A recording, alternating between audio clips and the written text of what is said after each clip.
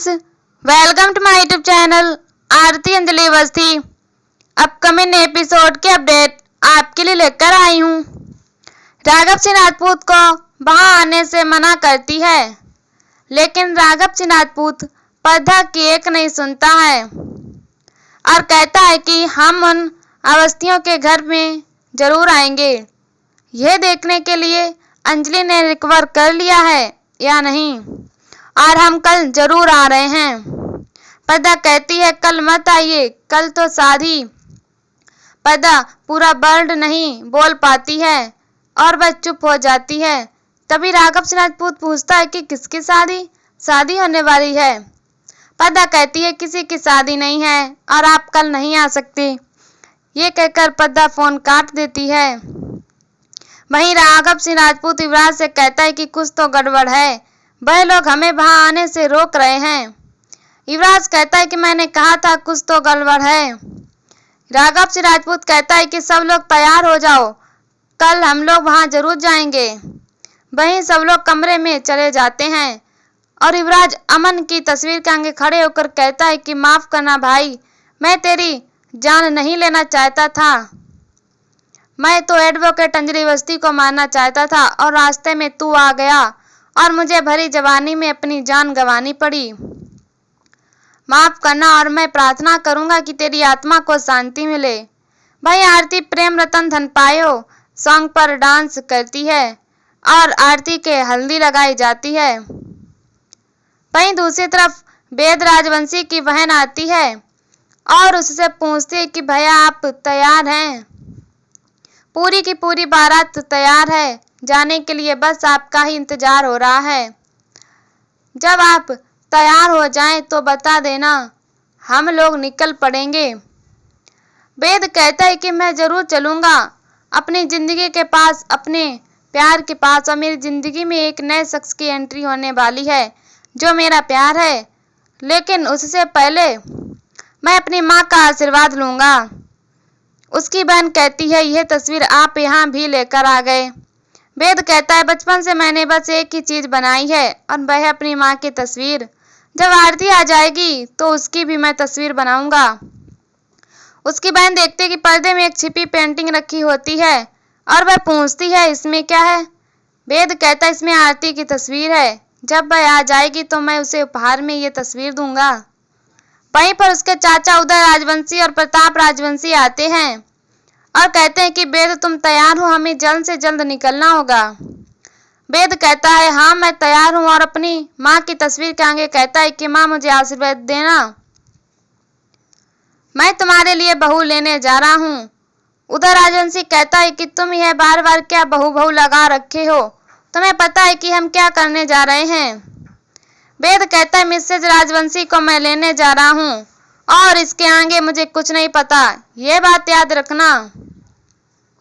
तभी उसका चाचा प्रताप कहता है कि तुम बार बार एक ही बात की रट क्यों लगा रखे हो। वेद कहता है मुझे एक बीमारी हो गई है जिसे प्रेम रोग कहते हैं। तो वहीं दूसरी तरफ आरती को कली और पर्दा शादी के जोड़े और गहनों से सजा रही होती है। आरती बहुत खुश होती है अपने शादी को लेकर। पर्दा भी बहुत खुश होती है आरती को जब देखती है कि वह एकदम दुल्हन बनकर तैयार हो चुकी है। और तभी आरती के पास वेद का फोन आता है जिसे कली उठाती है और कली जाकर तुरंत आरती को दे देती है। वेद कहते हैं कि मैं आ रहा हूँ पूरी बारात और बैंड बाजे के साथ तुमसे शादी करने के लिए। आरती कहती है आ जाएं, आप ही का इंतजार है और मेरी जिंदगी में सबसे अहम जगह मेरी माँ की है और उसके बाद आपकी, बस आप ही का इंतजार है, जल्दी आइए और शादी करके ले जाइए। वेद कहता है आ रहा हूँ। वहीं पर्दा यह सोचती है कि कल राघव सिंह राजपूत भी आ रहे हैं और उन लोगों को पता भी नहीं है कि आरती जिंदा है और उन्हें यह भी नहीं पता है कि अमन भैया की कोई बेटी है और शादी के मुहूर्त के ही वक्त आ रहे हैं, पता नहीं क्या होगा और भगवान रक्षा करना। तो वहीं दूसरी तरफ अभय और राघव सिंह राजपूत तैयार होकर जा रहे होते हैं, जहां पर महक उनसे पूछते कि पापा आप कहीं जा रहे हैं क्या। राघव सिंह राजपूत कहता है कि गणेश अवस्थी के यहाँ जा रहा हूँ।